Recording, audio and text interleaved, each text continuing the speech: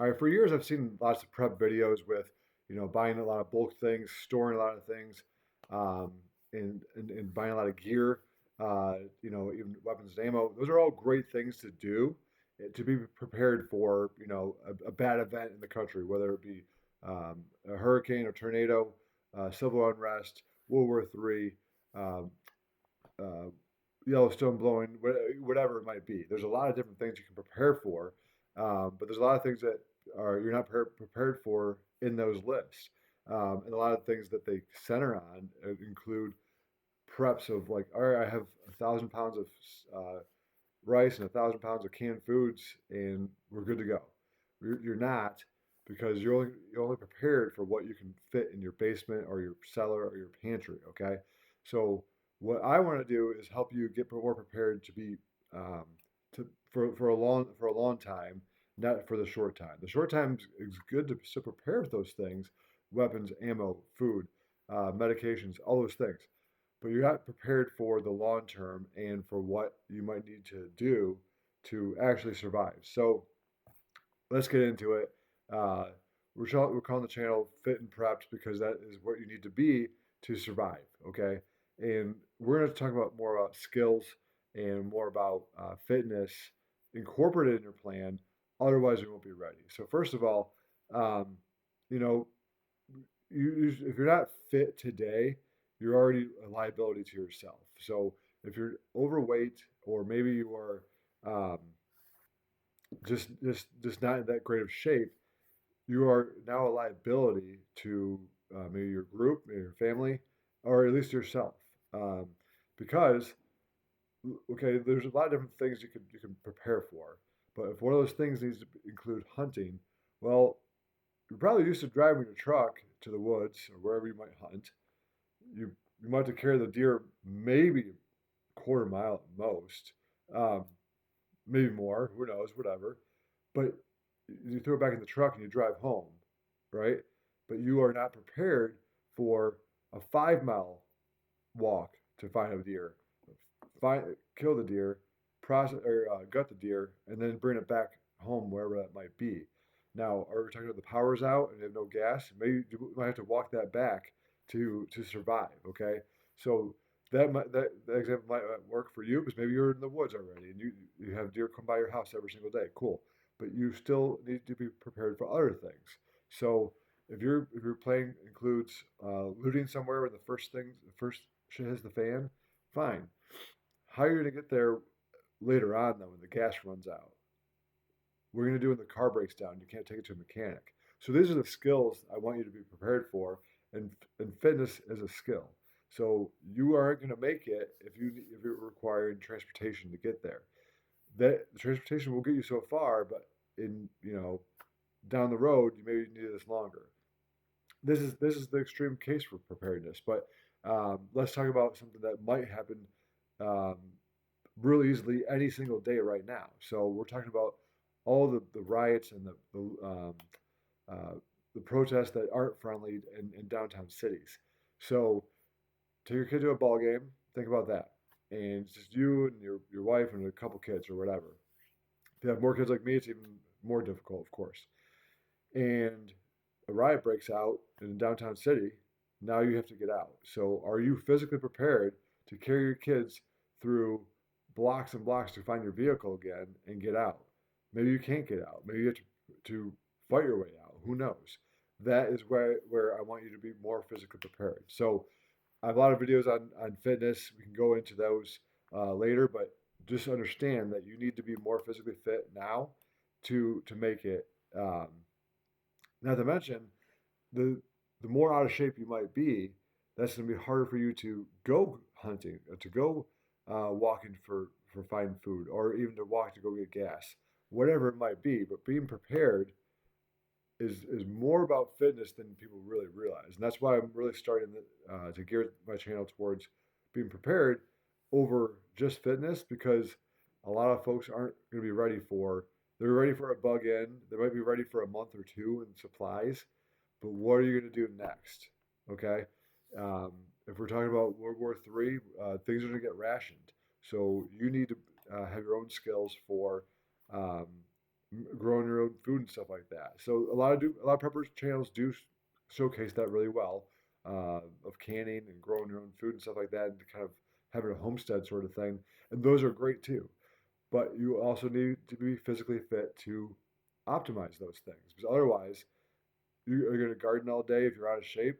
No, you're going to be slower. So again, being in shape now will only help you later. You also become more efficient at your calories, therefore making your food storages last longer as well. So um, here's a few things I wanted to go over, so you're more ready as well for things that I don't really see a lot of in the prepper channels, because again, they're like, "Oh, here's your best gear list."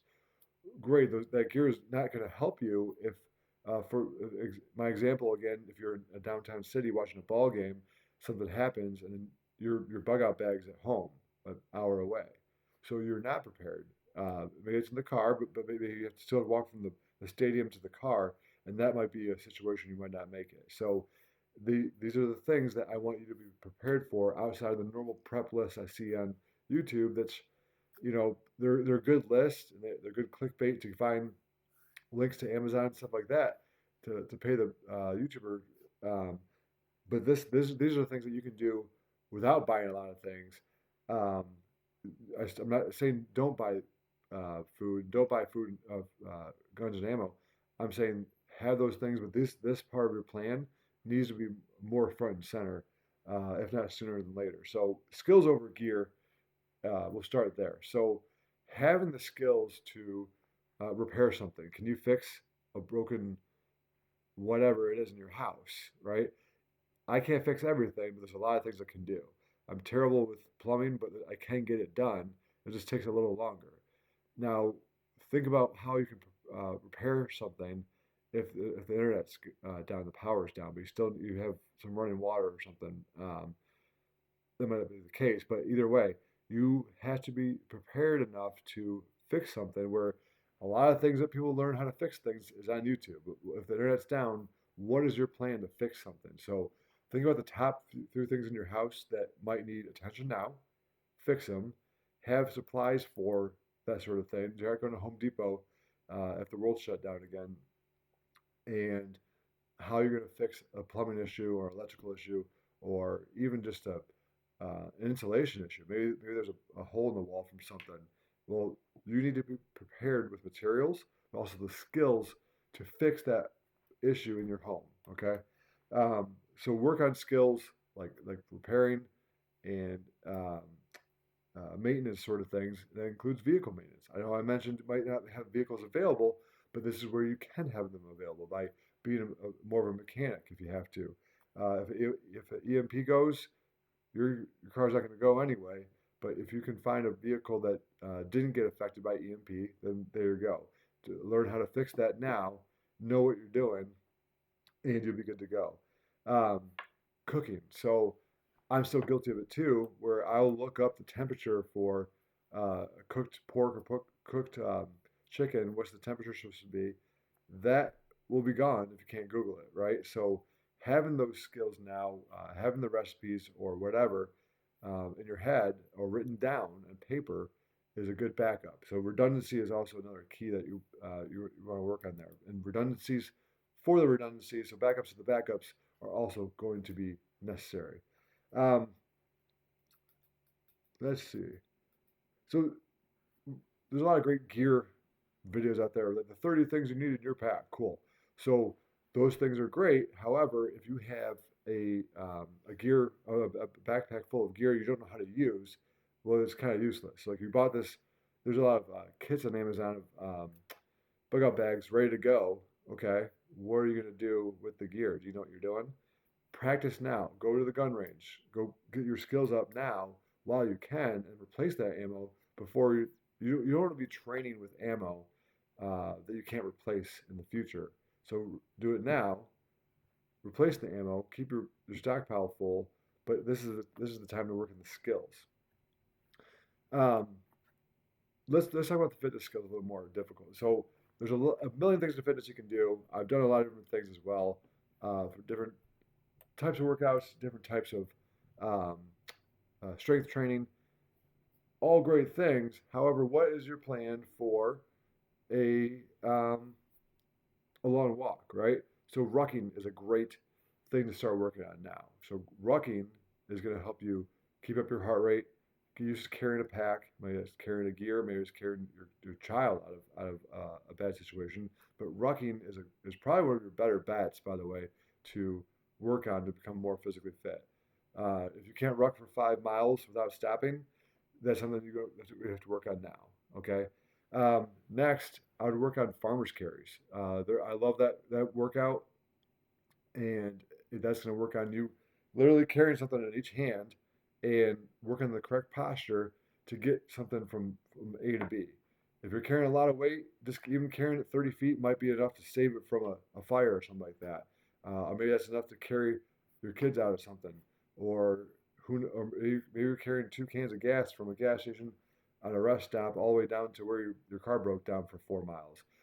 These are things that you need to do to be more ready. Okay, so those are your first two starting points for fitness. We're going to go into more videos later on, but this is an introductory to a lot of the things that I want to talk about in the channel now going forward of being prepared. So this is all more high level, vague kind of stuff so far. Okay. Um, Speaking of rucking, get some good boots. Um, if you have a good pair of boots now, that's not going to help you later on when you need a backup pair. So the other ones get wet, they're going to fall apart. Get a good pair of boots ready to go. Same with medication alternatives. So one thing I heard recently, I have terrible allergies, which sucks. If Zyrtec runs out, well, what's going to help you later on um, get through your allergies and survive the day without being able to breathe? Well, supposedly milk thistle can work. So that is a plan you want to have kind of ready in your head, or at least written down, because like I said, you have to kind of pretend that you can't Google something to figure it out. So knowing what you can use as an alternative for medications will also be key. So um, that's where we're going to stop today because there's a lot of things we can go over, and I have a lot more to go over. But basically, I I want you to center more on fitness to be prepared and skills. Okay, because those are the things that are going to make you actually last longer than just having a stockpile of food. Those are great starts, but that's not going to help you past whenever the food supply runs out. After that food supply in your home runs out, what is your plan? Are you fit enough to walk that way for however many miles to make it? Okay, so leave a comment if you're starting to get your being prepared going because right now is the time to build a stockpile to get more fit and be ready to go because you never know when you might need it. Okay.